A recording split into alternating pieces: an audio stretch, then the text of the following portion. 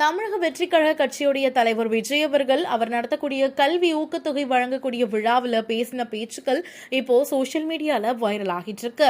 அவருடைய விழாவில் என்ன சொல்லியிருக்காரு அப்படின்னா, படிப்புல சாதிக்கணும், படிப்பும் சாதனை தான், அதை நான் எப்பயும் மறுக்க மாட்டேன். அதுக்காக ஒரே ஒரு படிப்புல மட்டும் நம்ம சாதிச்சே ஆகணும் அப்படின்னு நினைக்கிறது ரொம்பவுமே தப்பு.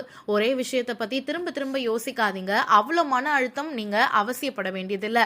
இதை நான் ஏன் சொல்றேன் அப்படின்னா, நீட் மட்டும்தான் உலகம் கிடையாது, நீட்டை தாண்டி உலகம் ரொம்பவே பெருசு அப்படின்னு நீட் தேர்வு பத்தி பேசியிருக்காரு.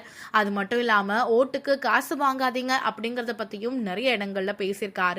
ஜனநாயகம் அப்படின்னு ஒண்ணு இருந்தாதான் இந்த உலகமும் சரி, இந்த உலகத்துல இருக்கக்கூடிய எல்லா துறையும் ரொம்பவே சுதந்திரமா இருக்க முடியும்.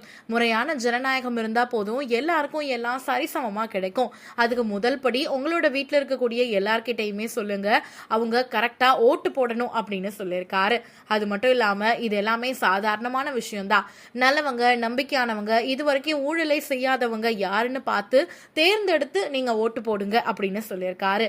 2 வருஷத்துக்கு முன்னாடி இதே மாதிரியான ஒரு விழாவில் நான் சொல்றப்போ காசு கொடுத்து ஓட்டு வாங்கி ஜெயிச்சிடலான்னு நினைக்கிறாங்க. அந்த கலாச்சாரத்தை யாருமே ஊக்குவிக்காதீங்க, யாரும் காசு வாங்காதீங்க. உங்களுடைய பேரண்ட்ஸ் கிட்டையும் இதை சொல்லுங்க.